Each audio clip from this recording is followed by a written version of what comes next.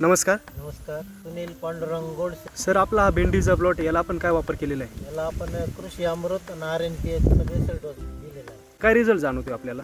Result म्हणजे एकदम उत्तम रिझल्ट आहे. मार्केटला भेंडी आपली सगळ्यात आधी विक्री होऊन जाते, बरं नंतर केमिकलवाल्यांचे गिराईक जातं. बरं, मार्केटला रेट काय मिळतो भेंडीला आपल्याला? आपले आता 15-20 रुपये पावशेरच चालू आहे. आणि तिथं जी काय केमिकलची भेंडी हा, ती 10 रुपयेच जाते आपल्या शेजारी, पण आपली 15-20 संपल्यानंतर 10 का गिराईक जातं. अनुभव म्हणजे लोक आता कसं आहे, नॅचरल काय वळाले. बरं. म्हणजे पण वैदिक वैदिक म्हणतो ना, वैदिक लोक कसे केमिकलचे खाऊन आता लोक त्रासले. आरोग्य धोक्यात जाण्यापेक्षा आपलं वैदिक वळात बरं. विचारित्या रविवारी पुढच्या रविवारी येणार का तुम्ही? म्हणलं आम्ही याच ठिकाणी येतो.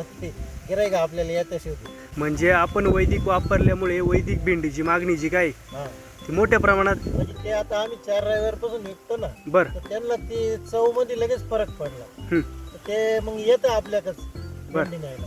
तर शेतकऱ्यांना काय सांगू शकता तुम्ही? शेतकऱ्यांना असं सांगणं आहे का, SCT वैदिक तंत्रज्ञान आधी उत्तम आहे, त्यांनी जरूर वापर करावा.